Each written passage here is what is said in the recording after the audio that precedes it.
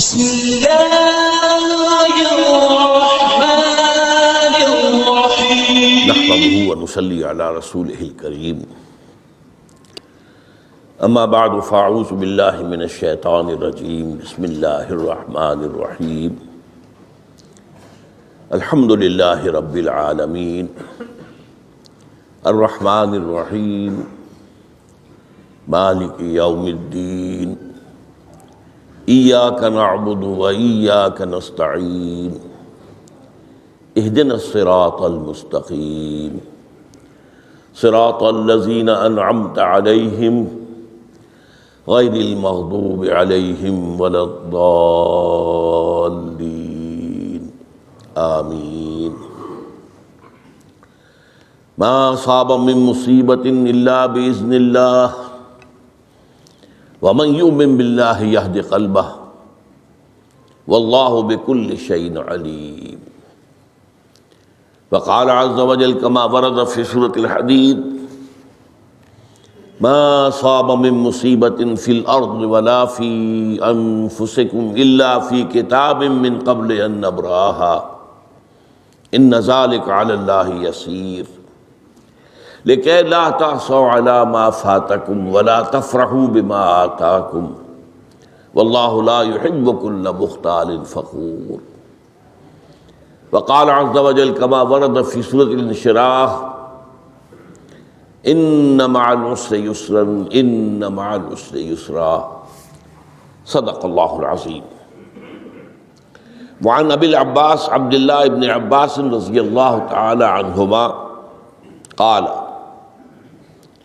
كنت خلف النبي صلى الله عليه وسلم يوما فقال يا غلام إني أعلمك بكلمات احفظ الله يحفظك احفظ الله تجده تجاهك إذا سألت فاسأل الله وإذا استعنت فاستعن بالله واعلم أن الأمة لو اجتمعت على أن ينفعوك بشيء لم ينفعوك إلا بشيء قد كتبه الله لك وإن اجتمعوا على أن يضروك بشيء لم يضروك إلا بشيء قد كتب الله عليك رفعت الأقلام وجفت الصحف رواه الترمذي رحمه الله وقال حديث حسن صحيح وفي رواية غير الترمذي احفظ الله تجده أمامك تعرف إلى الله في الرخاء يعرفك في الشدة واعلم أن ما أخطأك لم يكن ليصيبك وما أصابك لم يكن ليخطئك واعلم أن النصر مع الصبر وأن الفرج مع الكرب وأن مع العسر يسرا رب اشرح لي صدري ويسر لي امری واحلل عقدۃ من لسانی یفقہوا قولی اللهم ربنا الہمنا رشدنا واعذنا من شرور انفسنا اللهم ارنا الحق حقا وارزقنا اتباعه وارنا الباطل باطلا وارزقنا اجتنابه آمین یا رب العالمین۔ یہ حدیث نمبر 19 40 نبوی کی روح دین کے اعتبار سے ایک بہت ہی اہم مسئلے سے بحث کرتی ہے۔ اس کے راوی ہے حضرت عبداللہ ابن عباس، جن کی کنیت ہے ابو العباس، یعنی ان کے والد کا نام بھی عباس ہے، ان کے بیٹے کا نام بھی عباس ہے۔ عن ابی العباس عبداللہ ابن عمر ابن عباس رضی اللہ تعالی عنہما۔ تو اس میں چونکہ جیسا کہ میں نے عرض کیا کہ استعانت باللہ، مدد مانگنی ہو تو صرف اللہ سے مانگ، یہ دین کی روح کا ایک بہت اہم مسئلہ ہے، بہت اہم موضوع، روح دین۔ میں نے اسی لیے آج سورہ فاتحہ کی تلاوت کی شروع میں کہ اس مسئلے کی اہمیت جو ہے اس کا آپ کو اندازہ ہو جائے۔ سورہ فاتحہ جو ہماری نماز کا جزو لازم ہے، حدیث نبوی ہے لا صلاۃ لمن لم یقرأ بفاتحۃ الکتاب، سورہ فاتحہ کے بغیر کوئی نماز نہیں ہے، ہر رکعت میں ہم پڑھتے ہیں۔ یا یہ دوسری بات ہے، فقہ حنفی کے مطابق امام پڑھتا ہے اگر جہری انداز میں تو گویا کہ پوری جماعت کی طرف سے ادائیگی ہوئے، لیکن اس پہ اتفاق ہے کہ سورہ فاتحہ ہی اصل نماز ہے۔ اسی لیے ایک حدیث میں جو مسلم شریف میں آئی ہے حضرت ابو ہریرہ سے، سورہ فاتحہ کی تجزیہ کیا گیا ہے مضامین کا، اور وہ حدیث قدسی ہے۔ قسمت الصلاۃ بینی و بین عبدی نصفین، اللہ فرماتا ہے میں نے نماز کو اپنے اور اپنے بندے کے درمیان برابر برابر تقسیم کر دیا۔ بندہ کہتا، اب اس کے بعد ساری تفصیل سورہ فاتحہ کی ہے۔ صلاۃ کہا، قسمت الصلاۃ بینی و بین عبدی نصفین، تو ہم تو صلاۃ میں سورہ فاتحہ بھی ہے، پھر اس کے بعد کچھ ہم اور قرآن مجید کی آیتیں پڑھتے ہیں، پھر رکوع بھی ہے، پھر سجود بھی ہے، قیام بھی ہے، اور قاعدہ بھی ہے، سب ہے۔ صلاۃ تو منہ کا، لیکن یہ کہ اصل صلاۃ سورہ فاتحہ۔ چنانچہ اس حدیث میں تجزیہ کیا گیا ہے، جب بندہ کہتا ہے، میرا بندہ یہ کہتا ہے الحمدللہ رب العالمین، تو میں یہ کہتا ہوں، اللہ تعالیٰ یہ فرماتا ہے حمدنی عبدی، میرے بندے نے میری حمد کی، تعریف کی، ثنا کی۔ جب بندہ کہتا ہے الرحمن الرحیم، میں کہتا ہوں، اللہ کہتا ہے اثنى علی عبدی، میرے بندے نے میری ثنا کی۔ اور جب بندہ کہتا ہے مالک یوم الدین، تو اللہ فرماتا مجدنی عبدی، میرے بندے نے میری بزرگی بیان کی۔ تو یہ سارا میں اس لیے آپ کو حوالہ دے دیا ہے، آج میں سورہ فاتحہ کا درس نہیں دے رہا ہوں، پوری بات نہیں سنا رہا ہوں، کہ اصل نماز سورہ فاتحہ۔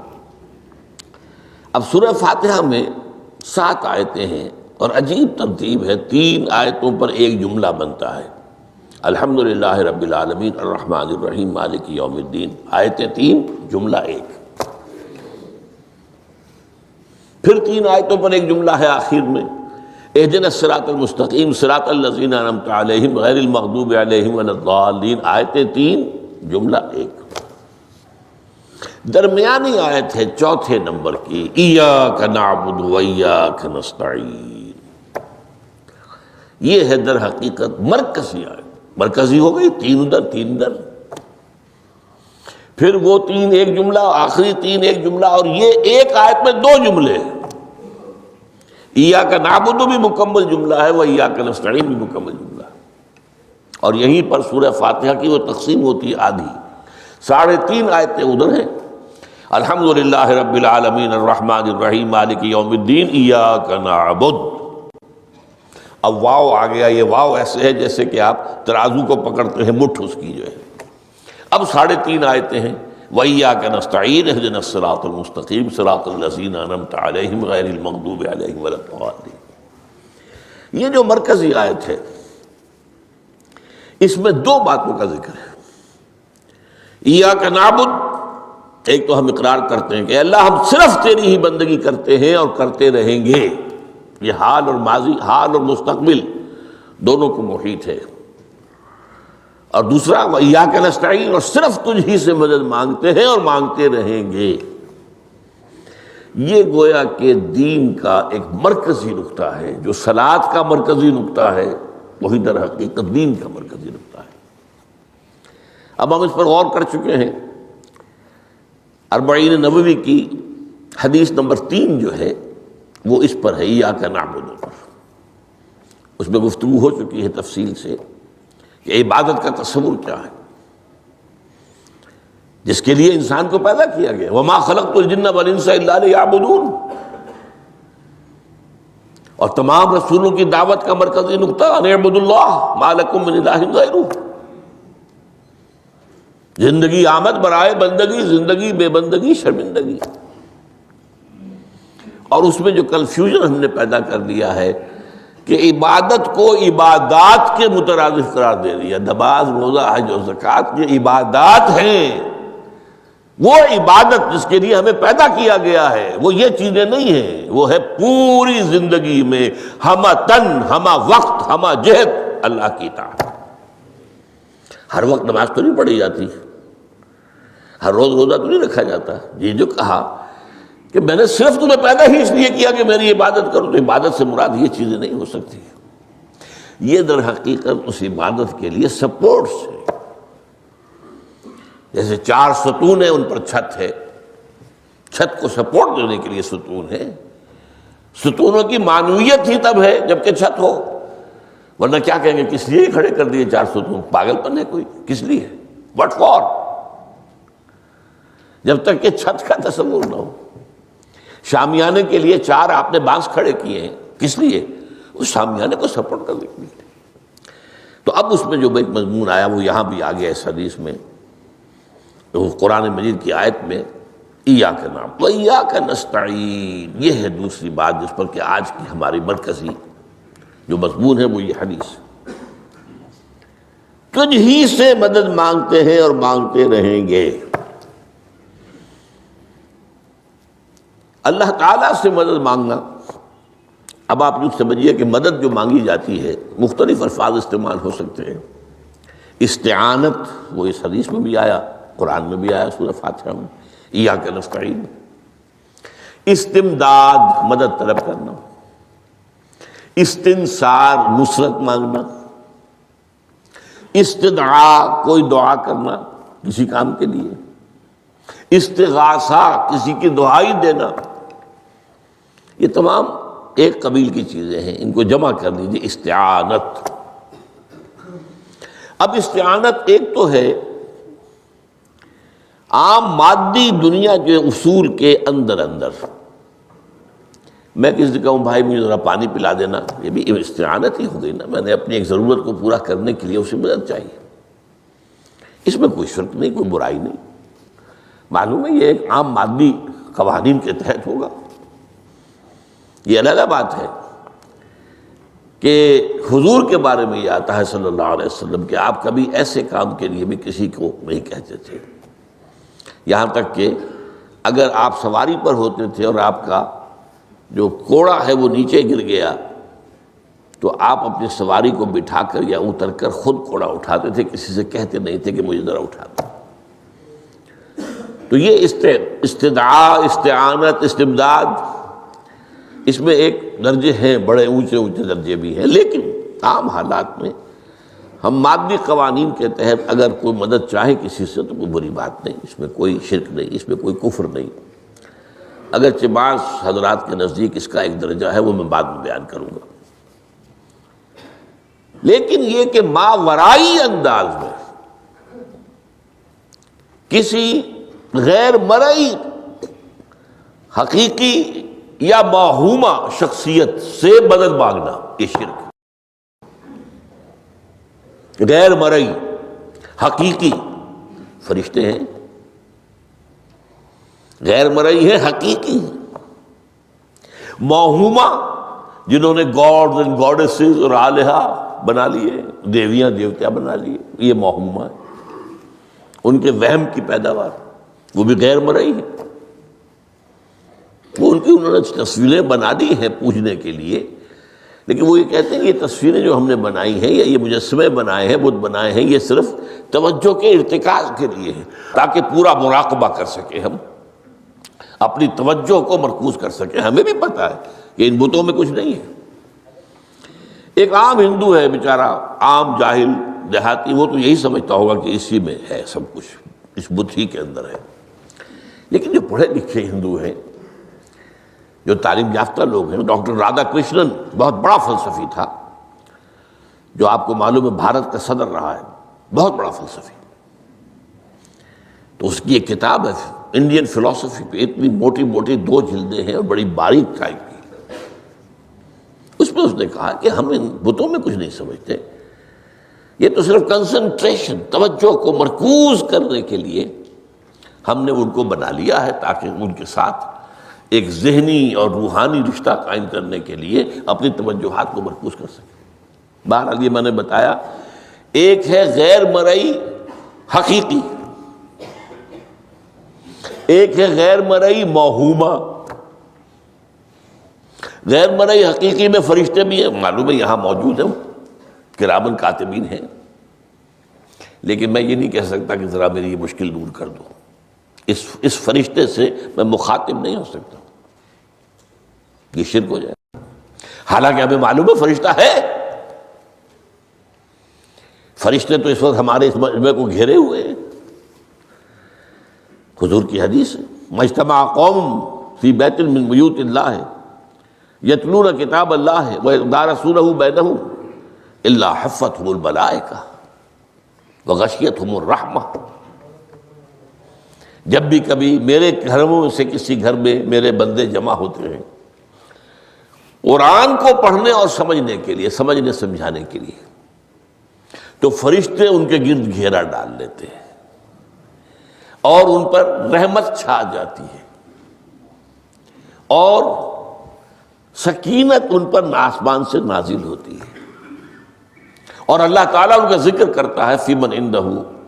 دیکھو اے فرشتو، تم تو کہتے تھے نا کہ اے اللہ تو یہ خلیفہ بنانے چلا ہے آدم، یہ تو دنیا میں فساد مچائے گا. دیکھو وہ میرے بندے وہ کیا کر رہے ہیں. اللہ تعالیٰ ذکر کرتا ہے ان کا اپنی اس مجلس میں، وہ جو ملأ اعلیٰ کی مجلس ہے، جو اللہ تعالیٰ کے قریب ترین جو فرشتے ہیں ان میں. تو فرشتے ہیں لیکن مدد نہیں مانگی جا سکتی. اسی طرح اب ذرا مسئلہ دوسرا وہ مختلف ہی ہو جائے گا. میں نے پہلے وہ بات کی ہے جس میں اختلاف کا امکان ہے. فرشتے تو ہیں، ان پر ہمارا ایمان ہے، اور اصل میں ایمان بالملائکہ ہی کی شکل بگڑی ہے. یہ جو گاڈز اور گاڈیسز بنا لیے گئے ہیں اور دیوی اور دیوتا بنا لیے گئے ہیں اور آلہہ بنا لیے گئے، ملائکہ ہی کی.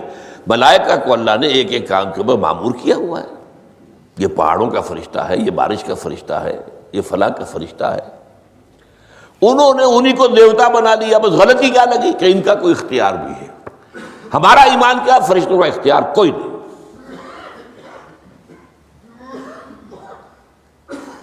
یفعلون ما یؤمرون، جو اللہ حکم دیتا ہے کرتے ہیں، ان کا کوئی اختیار نہیں.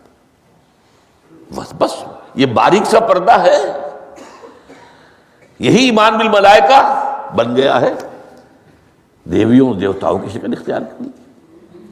عرب کے لوگ خدا کی بیٹیاں کہتے تھے ان کو. یہ فرشتے خدا کی بیٹیاں ہیں. ان کے نام پر انہوں نے لات، یہ مؤنث نام ہے، لات. عزا عزیز کا مؤنث ہے، منات یہ سب مؤنث نام ہے. یہ دیویاں ہیں، یہ اللہ کی بیٹیاں ہیں، فرشتے ہیں اصل میں. تو میں نے کہا کہ پہلے میں نے بات کی ہے وہ غیر مرئی کہ جو یقینی ہیں، متفق علیہ ہیں، فرشتے ہیں. ایک ہے مختلف فی، وہ یہ ہے کہ اولیاء اللہ کی ارواح بھی، ان کو بھی یہ، اگر یہ قول امام الہند شاہ ولی اللہ دہلوی کا نہ ہوتا تو میں کبھی اس کو تسلیم نہ کرتا. ان کا قول ہے کہ اللہ تعالیٰ اپنے جو بڑے محبوب بندے ہوتے ہیں ان کے انتقال کے بعد ان کی ارواح کو بھی فرشتوں کے جو درجہ اسفل ہے، سب سے نچلے درجے کے جو فرشتے ہیں، ان میں شامل کر دیتا ہے. اور اللہ کے احکام کی جیسے تنفیذ وہ فرشتے کرتے ہیں وہ بھی کرتے ہیں. اب یہ مختلف ہی مسئلہ ہو گیا، سب کے نزدیک نہیں ہے ایسا. لیکن یہ کہ بعض کے نزدیک شاہ ولی اللہ کہہ رہے ہیں تو اس کو تو ہم اٹھا کر ردی کی ٹوکری میں تو نہیں پھینک سکتے بات کو. لیکن ان کو بھی نہیں پکارا جائے گا. وہ ہے، وہ بھی اللہ کی سول سروس کے اندر بھرتی ہو گئے. سول سروس ہے نا، اس کے کارڈرز ہیں ہمارے ہاں. پٹواری سے آپ چلیں گے تو ریونیو کا محکمہ جو ہے، پٹواری پر گرداور اور گرداور سے گرداور، قانون گو اور اس سے اوپر اور نائب تحصیلدار، یہ چلے گا. تو فرشتوں کے بھی گریڈ ہیں، طبقہ اسفل، طبقہ اعلیٰ. تو اگر اللہ تعالیٰ اپنے نیک بندوں کی ارواح کو بھی اس میں شامل کر دے تو ہمیں کیا اعتراض ہے؟ اور اس کو ماننے سے کوئی شرک لازم نہیں آئے گا. ہاں انہیں پکارو گے تو شرک لازم آ جائے گا. بات سمجھ رہے؟ باریک فرق. فرشتوں کو مانتے ہیں، پکار نہیں سکتے، مدد نہیں مانگ سکتے. اسی طریقے سے ان کو آپ مانتے بھی ہوں اگر کہ وہ ملائکہ کی آخری صف میں ان کو بھی اللہ نے بھرتی کر لیا ہے تو ٹھیک ہے. لیکن یہ کہ آپ اختلاف کریں، اختلاف بھی کر سکتے ہیں کہ اتنی بڑی بات کے لیے کوئی دلیل قرآن مجید سے ہمیں نہیں ملتی، فرض کیجئے کوئی شخص کہتا ہے، لیکن یہ کہ یہ ایک قول ہے، ایک محدث کا ہے، لیکن میں جو بات فرق جو بتا رہا ہوں ان کو یہ مان لینا کہ فرض کیجئے شیخ عبد القادر جو ہے بغدادی گیلانی رحمۃ اللہ علیہ، ان کی روح اب کہیں آ سکتی ہے، الوا آ سکتی ہے، جیسے ملائکہ آ سکتی ہے، روح محمدی صلی اللہ علیہ وسلم آ سکتی ہے، لیکن ہم اس وقت محمد کو پکاریں گے نہیں، پکارا تو شرک ہو جائے گا، دعوت جب دعا کی تو شرک ہو جائے گا۔ تو یہ ذرا باریک سا فرق ہے جو ہمارے ہاں اس فرق کو نہ سمجھنے کی وجہ سے ہی یا تو انکار کر دیتے سرے سے، روح آ ہی نہیں سکتی، اور یا یہ کہ پھر ان سے دعائیں اور استدعاء اور استغاثہ، تو یہ دونوں میں جو ہے انتہایں ہو جاتی ہیں۔ اچھا، دنیا کے قانون کے تحت بھی جو میں نے کہا تھا، میں بتاؤں گا کہ اس کا بھی ایک مرتبہ ہے۔ آپ نے کسی شخص سے ایک کام کے لیے کہا، وہ کام دنیا کے قوانین کے تحت ہے، فرض کیجئے آپ کسی سے کہتے ہیں میری فلاں جگہ پر سفارش کر دیجئے، میرا یہ مسئلہ ہے، 100% درست ہے، لیکن یہ کہ فرض کیجئے کہ میرا جو مدعا علیہ ہے یا جو میرا مد مقابل ہے وہ چرب زبان ہے زیادہ، یا وہ اس نے کوئی لمبی چوڑی سفارش جو ہے فراہم کر دی ہے، تو آپ بھی میری بات رکھ دیں وہاں۔ قرآن مجید میں آیا ہے سورہ نساء، من یشفع شفاعۃ الحسنۃ، اچھی شفاعت کرنا، صحیح بات، تو اس کے اندر اللہ تعالیٰ نے اجر و ثواب رکھا ہے۔ اب آپ نے ایک دفعہ کہا، اس نے نہیں کیا، دوسری دفعہ کہا، نہیں کیا، پھر کہا، تو یہ میں ایک بزرگ کا قول آپ کو بتا رہا ہوں کہ یہ شرک ہو جائے گا۔ ایک دفعہ کہا ٹھیک ہے یہ سوال ہے، دوسری دفعہ کہا یہ بھی چلیے معاف، اب تیسری دفعہ، اس کا مطلب یہ کہ آپ نے یہ بات سمجھ لی ہے کہ آپ کا خیر اسی کے ہاتھ میں ہے، اور یہ شرک خفی ہو جائے گا۔ ٹھیک ہے، آپ نے کہا اگر وہ کر دے ٹھیک، کوئی اعتراض نہیں۔ تو یہ باتیں بھی سمجھنے کی ہیں، کیونکہ آدمی جو ہے اگر پیچھے پڑ جاتا کہتا رہتا، مطلب معلوم ہوا کہ اس کے ذہن میں یہ بات بیٹھ گئی ہے کہ تمہارا خیر جو ہے، تمہاری بھلائی اسی کے ہاتھ میں نہیں۔ بہرحال اس تمہید کے بعد اب ہم پڑھ رہے ہیں، حضرت ابن عباس فرماتے ہیں رضی اللہ تعالی عنہ، کنت خلف النبی یوما صلی اللہ علیہ وسلم، ایک دن میں حضور کے پیچھے تھا۔ اب پیچھے ہونے سے کیا مراد ہے؟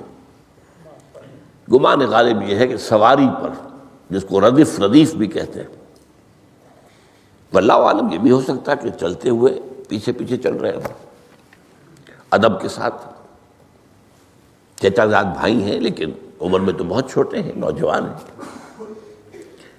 اس کیفیت میں حضور نے اب ان سے خطاب کیا، یا غلام، اے نوجوان، اے لڑکے کہا، اے لڑکے، اعلمک کلمات، میں تمہیں تلقین کرتا ہوں چند کلمات۔ اب یہ ہے حضور کا طریقہ تربیت و تعلیم و تزکیہ۔ وہاں کوئی مدرسے نہیں تھے، وہاں کوئی درس کی محفلیں تو نہیں ہوتی تھی، محفل تو ایک ہی ہوتی تھی ہفتے میں، اور وہ جمعے کا اجتماع ہے، باقی حضور کی صحبت ہے، فجر کی نماز کے بعد بھی آپ بیٹھے ہیں، صحابہ بھی بیٹھ گئے، کچھ گفتگو ہو رہی ہے، اسی میں تربیت، اسی میں تعلیم، اسی میں تزکیہ۔ وہ علیحدہ ذکر کے حلقے جو ہے وہ ضربے مارنے کے لیے یہ تو نہیں تھے، یہ تو بات کی ایجاد ہے، ان میں تو سب مانتے ہیں کہ یہ بات کی ایجاد ہے، یہ مصنون چیزیں نہیں۔ بہرحال حضور نے اے لڑکے یا اے بیٹے، جو بھی آپ اس کا ترجمہ کریں، میں تمہیں چند باتیں سکھاتا ہوں، مطلب کیا ہے، وَعَلِّمُكَ كَلِمَاتٍ، توجہ سے سنو، غور سے سنو، حفظ جان بنا لو۔ احفظ اللہ یحفظک، پہلا کلمہ، اللہ کی حفاظت کرو وہ تمہاری حفاظت کرے گا۔ اب اس سے مراد کیا ہے؟ عام طور پر سمجھا گیا ہے کہ اللہ کے احکام کی حفاظت کرو، کوئی حکم ٹوٹنے نہ پائے، وہ تمہاری حفاظت کرے گا۔ اور ایک مفہوم یہ بھی ہو سکتا ہے اللہ کو اپنے دل میں محفوظ رکھو، اس کی یاد سے اس دل کو، اس خانہ قلب کو خالی نہ ہونے دو، مستحضر رکھو اللہ کو اپنے دل میں، تو اللہ تمہاری حفاظت کرے گا، اللہ تمہیں یاد رکھے گا۔ اور حدیث قدسی میں یہ الفاظ آئے، میرا بندہ جب مجھے اپنے دل میں یاد کرتا ہے میں بھی اسے اپنے دل میں یاد کرتا ہوں۔ جب میرا بندہ کسی محفل میں میرا ذکر کرتا ہے میں اس سے کہیں بہتر محفل میں اس کا ذکر کرتا ہوں۔ اللہ کی محفل تو ملائے اعلیٰ کی ہے، ملائکہ مقربین کی ہے۔ وہ جو امیر خسرو کا شعر ہے وہ پتہ نہیں کس کیفیت میں انہوں نے کہا ہے، خدا خود میر محفل بود اندر لامکاں خسرو، محمد شمع محفل بود شب جائے کہ من بودم۔ اے خسرو، رات میں جہاں تھا وہ رات کوئی کیفیت تھی جو گزری ہے، وہ ایک لامکاں کی محفل تھی۔ اب مکان نہیں ہے، لامکاں ہے، مادی نہیں ہے وہ۔ اس کی محفل میں میر محفل اللہ تھا اور شمع محفل محمد تھے صلی اللہ علیہ وسلم۔ خدا خود میر محفل بود اندر لامکاں خسرو، محمد شمع محفل بود شب جائے کہ من بودم۔ بہرحال اللہ کو تم اپنے دل میں مستحضر رکھو، اللہ تعالیٰ تمہیں بھی یاد رکھے گا۔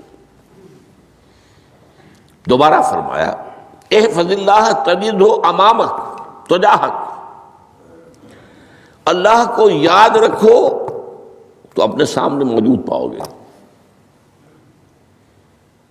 جب چاہو دعا کرو۔ وہ جو بات کہا ہے کہ دل میں ہے، جب چاہو مخاطب ہو جاؤ۔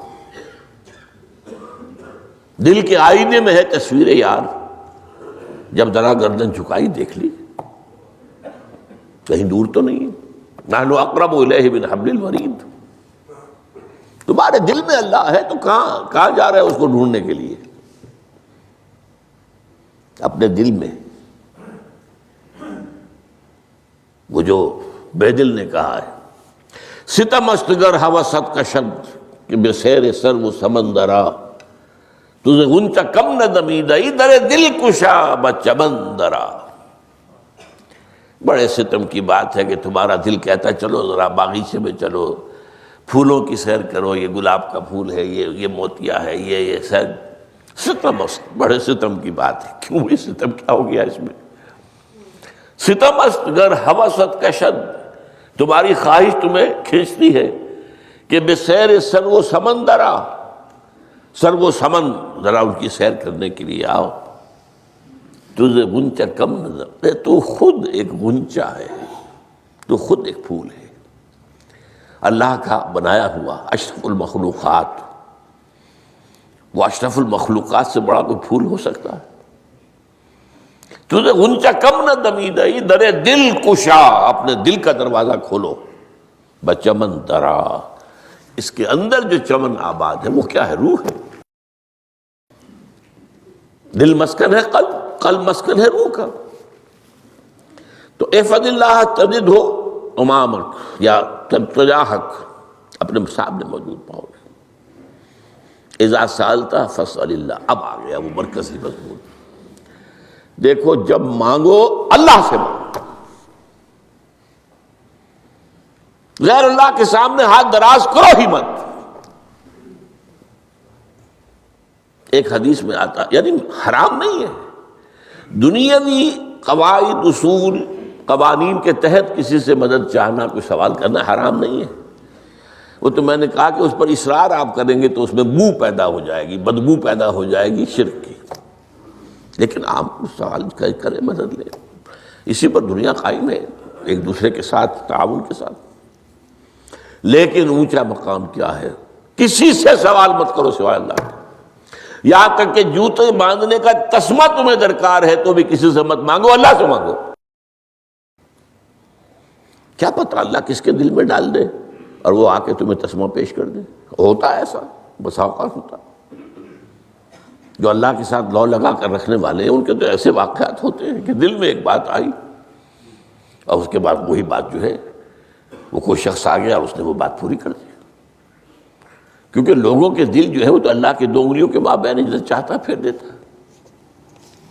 کیا پتہ اللہ کسی فرشتے کو انسانی شکل میں بھیج دے، آتا ہے فرشتہ، آتا ہے انسانی شکل میں، آتا ہے آپ کی تکلیف کو رفع کر دے، آپ کی ضرورت کو پورا کر دے، اسی سے مانگو، کسی اور سے مت مانگو۔ یہ ہے توحید کا لب لباب۔ یوں سمجھیے اسلام کی جڑ کیا ہے؟ ایمان۔ اسلام کا جو خارجی نظام عمل ہے، انفرادی اعمال ہو، اجتماعی ہو، ان سب کی روح رواں کیا ہے؟ ایمان۔ ٹھیک، ایک بات ہو گئی۔ ایمان کا خلاصہ لب لباب کیا ہے؟ ایمان باللہ۔ جیسے ایمان بالآخرہ بھی ہے، ایمان بالملائکہ ہے، ایمان بالانبیاء ہے، ایمان بالرسل ہے، ایمان بالکتب ہے، ایمان بالقدر ہے، لیکن اصل ایمان، اسی لیے ایمان مجمل میں آپ کو معلوم ہے کسی اور چیز کا ذکر نہیں۔ آمنت باللہ کما ہوا باسمائہ وصفاتہ وقبلت جمیع احکامہ اقرار باللسان وتصدیق بالقلب۔ یہ ایمان مجمل ہے، اجمالی طور پر ایمان اس کا نام ہے۔ ہاں مفصل تفصیلی طور پر آمنت باللہ وملائکتہ وکتبہ ورسلہ والیوم الآخر والقدر خیرہ وشرہ من اللہ تعالی والبعث بعد الموت۔ تو اسلام کی جڑ ایمان، اور اسلام کا سارا جو نظام عمل ہے، چاہے انفرادی اعمال ہو چاہے اجتماعی، ان سب کی روح رواں ایمان، اور ایمان کا خلاصہ ایمان باللہ۔ اور ایمان باللہ کا اصل حاصل وہ ہے جو اس حدیث میں آ رہا ہے۔ اس کے دو ہیں تقاضے، عبادت صرف اسی کی، استعانت صرف اسی سے۔ اس لیے میں نے سورہ فاتحہ کا تذکرہ شروع میں کیا۔ یہ عبادت کا جوہر ہے، عبادت کا جو ہے یہ ایمان کا حاصل، عبادت صرف اس کی اور استعانت صرف اس سے۔ استعانت ہی میں سوال بھی آ گیا، یہ بھی مدد ہے۔ آپ کسی سے کچھ مدد مالی چاہ رہے ہیں یا کوئی اور مدد چاہتے ہیں، کسی کام میں مدد چاہتے ہیں، جیسے میں نے کہا تھا کہیں سفارش کرانا چاہتے ہیں، یہ بھی ایک مدد ہے۔ وَإِذَا اسْتَعَنْتَ فَاسْتَعِنْ بِاللَّهِ، اور جب مدد مانگو صرف اللہ سے مانگو۔ اور وہ سارے الفاظ یاد کر لیے، استدعاء، استعانت، استغاثہ۔ یہ جو غوث اعظم سے استغاثہ کیا جاتا ہے یہ تو شرک ہے۔ استغاثہ اللہ سے، دعائی اللہ کی۔ اس اعتبار سے استمداد، استعانت، استدعاء، استغاثہ، یہ سب اللہ سے، صرف اللہ سے۔ عبادت صرف اللہ کی، ایاک نعبد، اور استعانت صرف اللہ سے۔ اذا سألت فاسأل اللہ واذا استعنت فاستعن باللہ واعلم۔ اب یہ جو آخری ٹکڑا آ رہا ہے، حدیث نمبر 4 تھی وہ عبداللہ ابن مسعود رضی اللہ تعالیٰ عنہ سے، اس میں بھی مضمون جو آیا وہ یہاں پر دوبارہ آ رہا ہے۔ وعلم، اور اے میرے بیٹے، میرے بچے، اے عزیز، علم، جان لو، ان الامت لو اجتمعت علی ان ينفعوک بشیء، اگر سب لوگ جمع ہو کر چاہیں کہ تمہیں کسی شے کا نفع پہنچا دیں، کوئی فائدہ پہنچا دیں،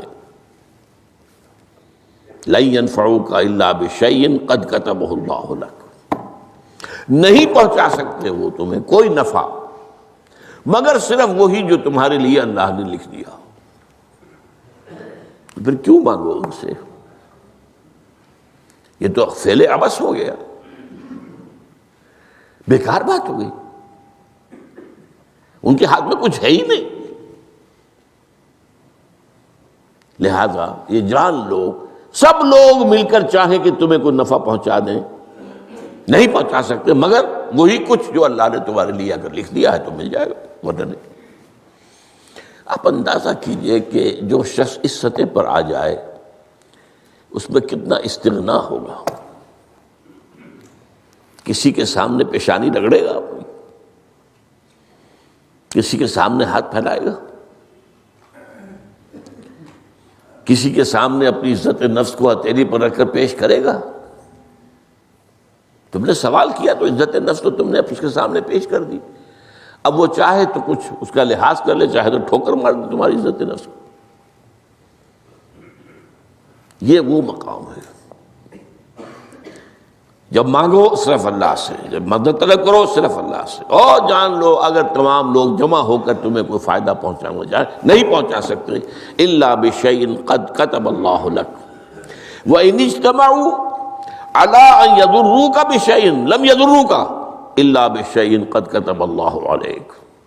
اگر سب مل کر چاہیں تمہیں کوئی نقصان پہنچا دے نہیں پہنچا سکتے مگر وہی کچھ جو اللہ نے تمہارے لیے لکھ دیا. اب بتائیے خوف کی جڑ کٹ جائے گی کہ نہیں؟ یہ جو ایمان جو ہے یہ خوف اور حزن دونوں سے نجات دلانے والی بات ہے. جو حقیقی مومن ہے وہ اللہ کا ولی ہے. حقیقی مومن وہ اللہ کا ولی ہے. اور الا ان اولیاء اللہ لا خوف علیہم ولا هم يحزنون. یہ اولیاء اللہ کو علیحدہ مخلوق نہیں ہے، کوئی ان کے سر پہ سینگ نہیں ہوتے، انسان ہی ہوتے ہیں. لیکن حقیقی معنی میں مومن ان اعتبارات سے جو آج ہم پڑھ رہے ہیں، ایمان اس درجے کا پہنچ گیا تو اللہ کا ولی ہے. اور لوگ کو خوف کس بات کا ہوگا؟ کس سے خوف کروں؟ اس کے ہاتھ میں کچھ ہے ہی نہیں.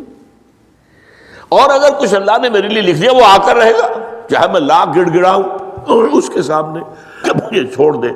اگر اللہ نے لکھا وہ آئے وہ تو آئے گا، تو کاہے کو اس کے سامنے گڑ گڑانا، کاہے کو جبسائی کرنا اس کے سامنے. اور کسی کے ہاتھ میں کچھ ہے ہی نہیں، میرا خیر ہے ہی نہیں، کاہے کو خوشامد کروں اس کی. اور سنیے، رفعت الاقلام.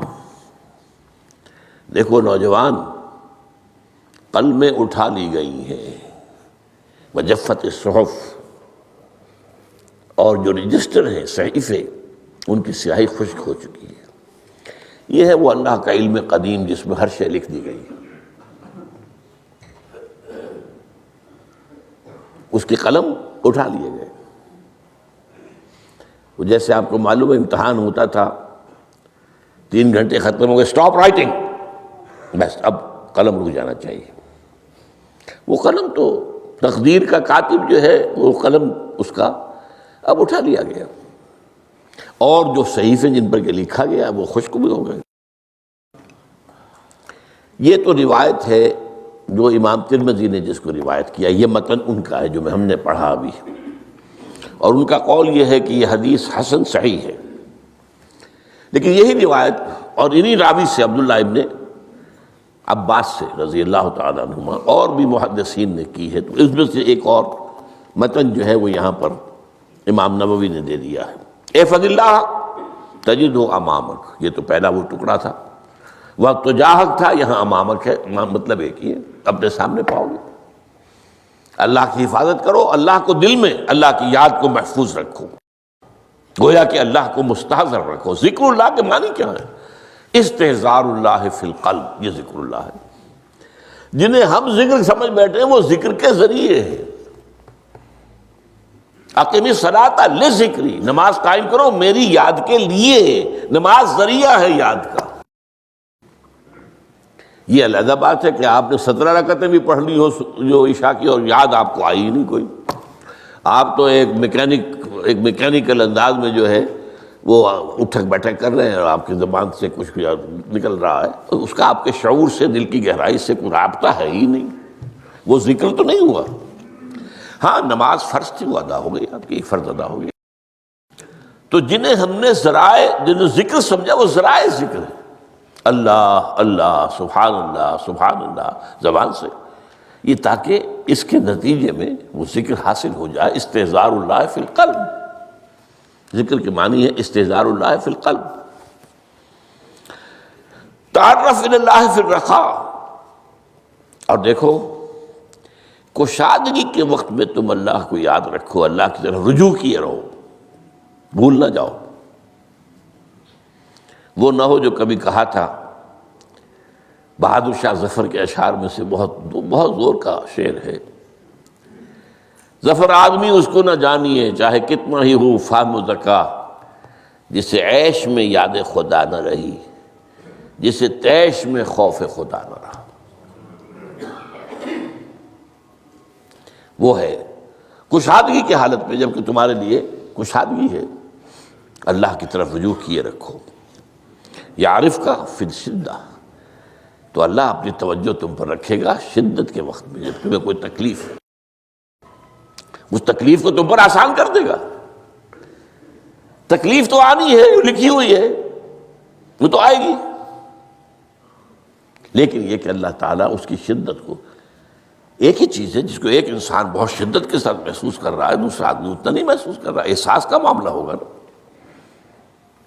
وہ تو اصل میں اگر انسان کی نروز کٹی ہوئی ہے تو احساس ہوگا ہی نہیں، سرے سے ہی نہیں ہوگا۔ تو اس اعتبار سے اللہ تعالیٰ تمہارے لیے اس شدت کی کمی کر دے گا۔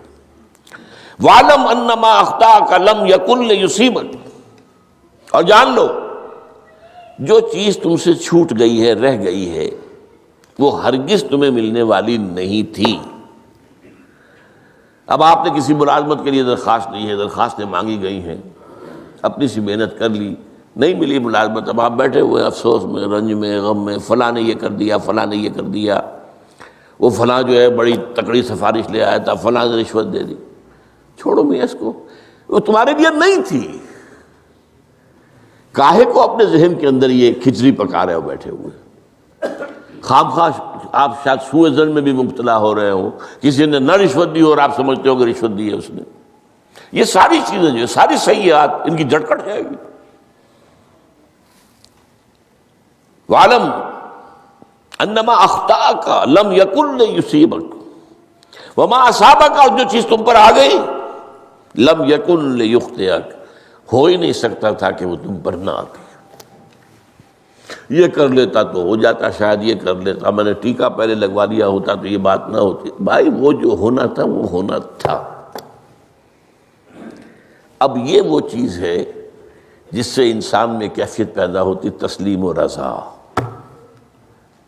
ہم بھی تسلیم کی خو ڈالیں گے، بے نیازی تیری عادت ہی صحیح، اے اللہ جو تو نے چاہا مجھے قبول ہے۔ اسی لیے میں نے آپ کو آیتیں سنائیں سورہ تغابن کی، ما اصاب من مصیبت الا باذن اللہ، کوئی مصیبت نہیں آتی مگر اللہ کے اذن سے۔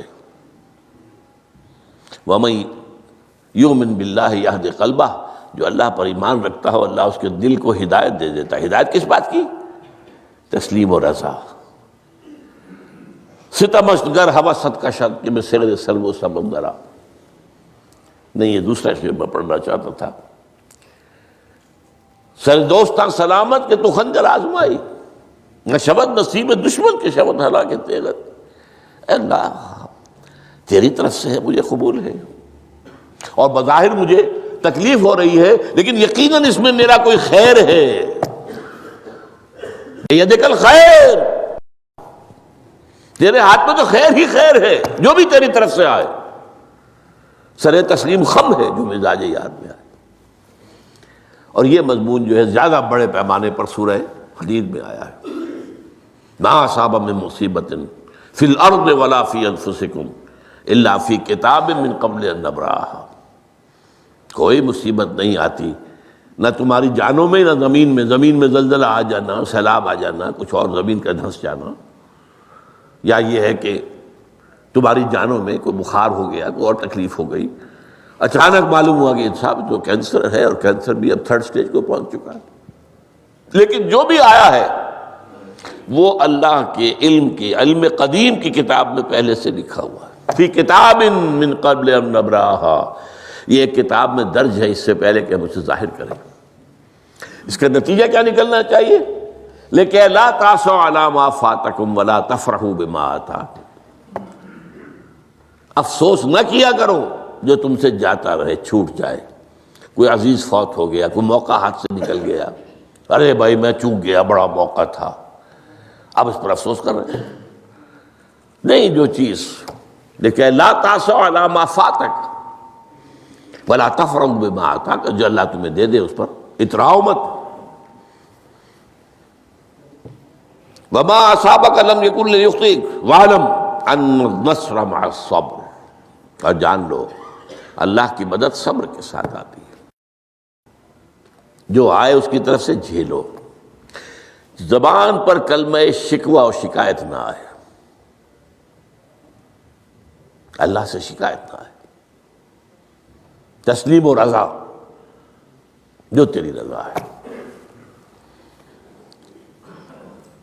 تیری صحت ہمیں منظور ہے، لیکن اس کو مولانا محمد علی جوہر ایک مرتبہ جیل میں گئے، ایک بیٹی بیمار ہوئی، فوت ہو گئی، اس کے بعد دوسری مرتبہ پھر جیل میں گئے، دوسری بیٹی کو وہی بیماری ہوئی، جیل میں اطلاع ملی کہ بیٹی کو یہ بیماری ہو گئی ہے، تو خط لکھا اشعار کی شکل میں، اس کا آخری شعر یہ ہے، تیری صحت ہمیں منظور ہے لیکن اس کو نہیں منظور تو پھر ہم کو بھی منظور نہیں۔ ہم تو چاہتے ہیں میں بیٹی کے تجھے شفا ہو جائے، اسے منظور نہیں تو پھر ہمیں بھی منظور۔ وَاعْلَمْ أَنَّ النَّصْرَ مَعَ الصَّبْرِ وَأَنَّ الْفَرَجَ مَعَ الْكَرْبِ، فرج، فراخی، کھل جانا کسی چیز کا، یہ ہے کرب کے ساتھ، تکلیف کے ساتھ، تکلیف ہوتی ہے ساتھ۔ اللہ نے قانون بنایا ہے دنیا کا۔ اب آپ اندازہ کیجئے بچے کی ولادت میں ماں کو کتنی تکلیف اٹھانی پڑتی ہے۔ آج کل تو فیشن ہو گیا ہے، سیدھے سیدھے جاؤ آپریشن کراؤ، تکلیف سے بچ جاؤ، لیکن یہ ہے کہ یہ بھی آپ کے علم میں ہوگا، وہ ساری تکلیف جیسے ہی بچے کو لا کر ماں کے برابر لٹایا ہے، ساری تکلیف ختم، پھر جو راحت اس سے میسر آتی ہے۔ ان الفرج مع الکرب وان مع العسر یسرا، اسی لیے میں نے وہ آیتیں بھی پڑھی تھی، ان مع العسر یسرا، مع العسر یسرا۔ اس دنیا میں یہ اللہ نے نظام بنایا ہے، سختیاں جھیلنی ہی ہوں گی۔ لقد خلقنا الانسان فی کبد، ہم نے انسان کو پیدا کیا مشقت کے اندر، مشقت تو کرنی پڑے گی، کسی کی جسمانی مشقت زیادہ، کسی کی ذہنی مشقت زیادہ، مشقت سے چارہ کسی کو نہیں۔ تو یہ ہے ان مع العسر یسرا، ان مع العسر یسرا۔ بارک اللہ لی ولکم فی القرآن العظیم ونفعنی وإیاکم بالآیات والذکر الحکیم۔